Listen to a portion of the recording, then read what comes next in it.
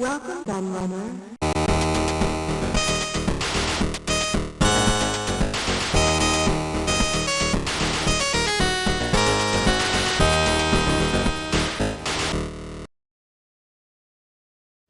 Hello everybody, Kieran aka the Laird here, and I have a new book preview for you today, because this is one of my books, hence why it's a preview, not a review, because you can't really review your own book, can you?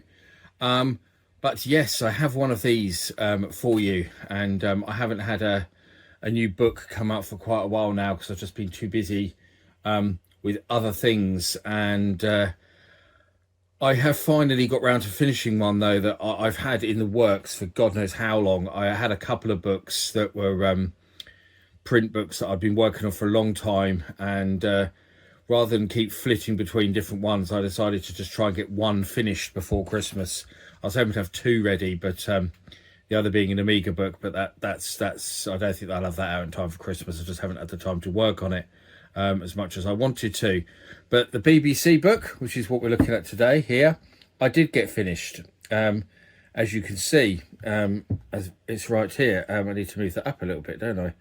And yes, I'm very, very pleased to get this one finished, as I'll go into in a moment. But yeah, I'm really pleased with how it's come out. There's some really great stuff which I'll show you in a minute. But obviously this follows the same format as all my previous books that I've been doing over the last few years, like some of the ones you can see in the background there. Like I've got some other 8-bit computer ones there, so I've got Spectrum, Amstrad, Commodore 64, MSX. I've also got the Atari 8-bit book, of course, as well. The Atari 8-bit book is actually my best-selling book I've ever done. I've said it before, the Atari 8-bit book one sold over 3,000 last I looked. Sold really, really well over the years. There's two different editions of it. And actually the modern editions, these style ones that I do now, the MSX book is the best-selling one. The MSX book has sold exceptionally well, far better than I thought it would sell, actually, because a big part of the MSX community is actually non-English speakers, Japan, Spain, etc. So I wasn't sure how well the MSX book would do, but it's done brilliantly. Vastly outsold the others you can see here.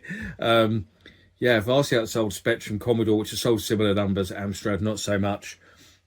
But yes, interesting. It's always interesting to see which books do well and which ones don't, and stuff. But obviously it helps with what I'm going to do in the future. I'm going to try and move that camera up a little bit more. But yes, here we are. So BBC Micro Book, Volume 1, of course, because that I do intend to do another one in the future. And actually, before I go through this book and show you some of it, to give you an idea of what it's all about, although if you've bought any of my other books you'll kind of know because it follows the same format, there is something I just want to address, and I don't usually do this on my channel at all, but in this case I just feel the need to set the record straight slightly. I've actually had 3 reviews left for the book on social media before it had even come out. All I'd left was previews, showing previews of what the book was. It was not available to buy, and it was not in print yet. But somehow 3 people had chosen to review it, and with very negative reviews that were all extremely similar to each other, which makes me think that one person wrote them all and they were just copied and pasted. But those 3 people are morons, basically, leaving reviews for a book that isn't even out, hoping to put other people off buying it, which didn't work because I got loads of orders in already. But yeah, but they made claims about the book that were just so ridiculous that just proved that they hadn't read it and had no idea what the book was about, because they claimed all sorts of strange things. Like they claimed my intro had been copied from Wikipedia, which is really bizarre because the intro has personal stories about me and the BBC in it, which I'll go into in a moment. They said that I'd missed out loads of the best games. Well, it's volume 1. I'm not going to put all the best games in volume 1, am I? They claimed that there was no facts and trivia in the book, as I'd claimed on the preview. There was literally a facts and trivia article in the book. So they'd obviously completely skipped over that. They also claim the interviews are old. They're not. They're all new. Actually, one of them is an update of an old interview that I did, but the other two interviews in here are completely new. They were done purposefully for this book, and they were only conducted in the last few weeks. So lots of completely stupid, spurious, incorrect claims made in those reviews. So if you're one of the idiots who left those reviews, yeah, you're a moron, and this video will prove what a moron you are. Leaving reviews about that. Also, one of the people said something about why have I suddenly chosen to piggyback the BBC community or Acorn community. I'm an Atari guy and I should stick in my lane or something, which I just found ridiculous, because I've been doing stuff on the BBC for absolutely years. In fact, outside of the Spectrum, which is my childhood computer growing up, there is no 8-bit computer I have as much nostalgia for as the BBC. Because my next door neighbour, who was also one of my best friends right into adulthood until he moved to the Highlands of Scotland because he worked for the Forestry Commission, and he went to take charge of forest up there. Yeah, he had a BBC, so I played on the BBC consistently growing up, plus using the BBCs obviously at junior school and at senior school, where I got an A in computer studies using a BBC Micro. So yes, I have a great deal of affection for the BBC. It's a computer very close to my heart. And actually, for a while, I wrote loads of BBC stuff for Retro Gamer because they had nobody else, and they knew I loved it. So actually, there was a time when I was literally their BBC expert of sorts, because that's all I was writing. They kept asking me to write more BBC related articles, which is how I ended up doing stuff like my article on Audiogenic, my article on Top 10 Hits. They both came out of that same thing of them wanting some BBC related articles. And also for the 8-bit annual, I wrote loads of BBC stuff for them as well. So there you go. So I have a history of doing BBC, not to mention, God, the amount of BBC stuff on my channel, BBC exclusives, the greatest BBC games of all time, the Electron stuff as well. There's the BBC Amazing Facts video, you know, there's loads of stuff. But okay, let's leave that for now. Let's park that and let's have a look at what we've got in this book. So obviously we've got our contents page, over 300 game reviews, same as all my others, and a real mix of stuff. I try to mix up what I'm covering. So there's modern games, there's homebrews, there's prototypes, there's public domain, all sorts of genres, all over the place. It's not the best games, because that'd be stupid. And there's my intro where I actually talk about what I've just said about my best friend. Well, one of my best friends, Martin, who's also my next door neighbour, my computer studies GCSE, all of that. So definitely not copied from Wikipedia, which is really strange. And there's Wikipedia, for some reason, has got a page about me and my friend Martin, who lived next door, which would be really strange, wouldn't it?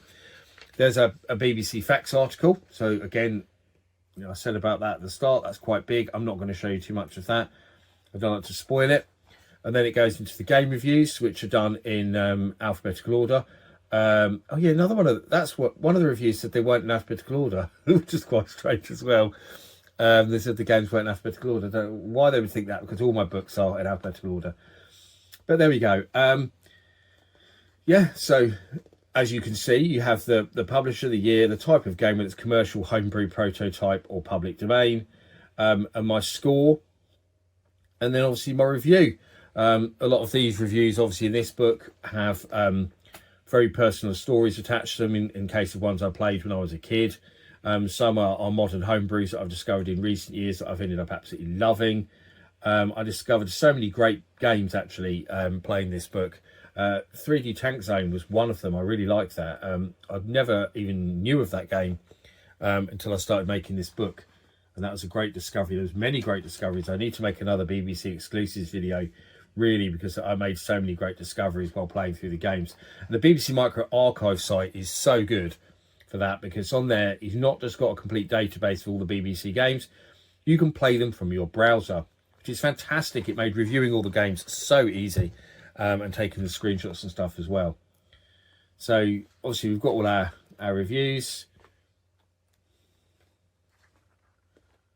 So there's some good homebrews there, like Canyon Bomber, and there's a good public domain game, Cat Castles, and commercial stuff like Carousel and KV. There's an old BBC favourite, Chucky Egg, and Citadel. A great deal of nostalgia for Citadel, which I'll talk about in that review. Go forward a bit. It says Smaller as Exile, another BBC classic. So lots of the classics in here. The modern version of Frogger, brilliant. The new Ghostbusters homebrew, that's another homebrew that's in here that's really, really good.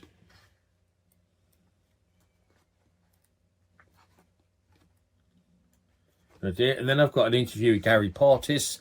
This is an absolute cracker. It's a big interview. I've interviewed Gary in the past for articles I did in Retro Gamer magazine. He was kind enough to sit down and speak with me again. And his interview is just blew me away, how good it is. It's so, I mean, it's really big. You'll see, I'm still scrolling through the pages of it. It's a massive interview. Really comprehensive interview with a guy who's probably one of the best programmers to ever touch a BBC Micro. So thank you so much to Gary, because he provided such an amazing interview. Really, really good indeed. And then we go back into reviews. There's Imogen, another well-known BBC classic. Skip ahead a bit. Joe Blade, Jetpack. Clax, Killer Gorilla, famous one. Kicks, one of my favourites from my childhood. There's some more stuff. So you can see it's all full colour. Fairly readable font. Nice and big. Pole Position Pitfall, that's another good recent homebrew, the homebrew of Pitfall. Predator, Prince of Persia, that's a stunning homebrew as well. There's a lot of homebrew in here, in fact. Because I think the BBC homebrew community have done some amazing stuff pushing the machine. So I really wanted to get a load of homebrew in here. And that will lead me on to one of the interviews, actually, talking about homebrew.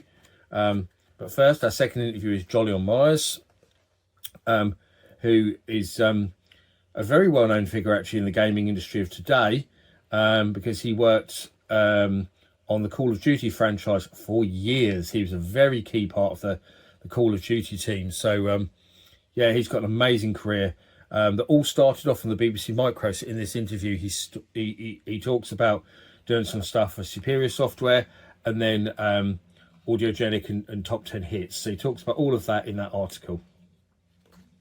Interview, even, not article. Then we're back into reviews. Sentinel, another classic there. Some other stuff. Space Invaders homebrew. There's Spy Hunter, Spy vs Spy, Star Wars. The modern homebrew of Stunt Car Racer, which is just incredible. Starship Command. Through the S's into T's. Tempest. Tower Bridge, another real favourite from my youth. It's not the greatest game, but I've got so much nostalgia for it.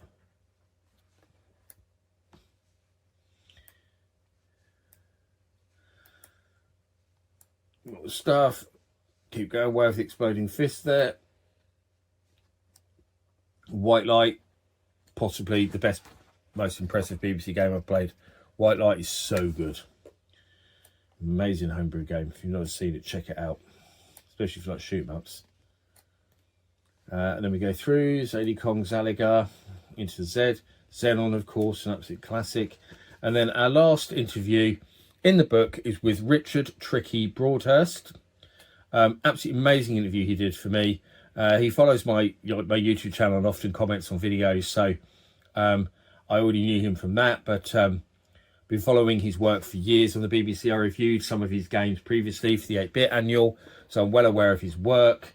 And he's such a talent. He's such a talented homebrewer. His stuff is amazing. So I've got a pretty big interview with him that fills up the whole last section of the book there.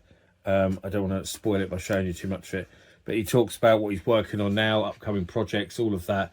A little advert from other books, but yeah, that's everything. And actually, one of the cool things is with this book, it says there, printed in Dunstable, United Kingdom. I'm only in on the outskirts of Luton, so I'm just down the road from Dunstable, which is very cool to see a book printed so locally to me. Actually, some of my other previous books were printed in Milton Keynes, which is not very far away from me either, but Dunstable's even closer. I used to live in Dunstable, so yeah. But that's it. That is a Compendium of BBC Micro Games Volume 1. So obviously there's loads of capacity for Volume 2, because there's loads of big name games still that I haven't covered, that I can put in Volume 2. Like, for example, I'm just trying to think in my head what ones I didn't cover in this one. Aviator, for example, it's not this one. That's a BBC favourite. I didn't cover Revs in this one.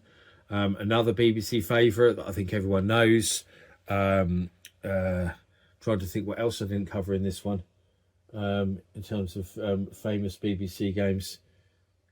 Those two spring to mind. Snapper, I don't think I put in this one. So there is still some sort of well-known big name BBC games that I've kind of kept back for the second compendium, which I've kind of started to plan out a little bit, but it'll be a way off yet. It'll all depend on how well this book does as well, obviously, how quickly I do it, because if this book sells well, then I want to get volume 2 out a bit quicker, because it will give me some incentive to do so. But yeah, really pleased with how it's come out, and I hope you all enjoy it. So you can get it worldwide from Amazon. Everywhere around the world you can buy it.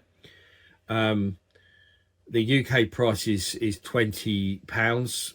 That will differ. I think it's about €25. I'm not sure what the prices are in other countries, because it depends on exchange rate and taxes and stuff. But yeah, that's it. I hope you enjoy it. And as always, I thank you for watching. And I'll see you all again for another one very soon. Bye-bye.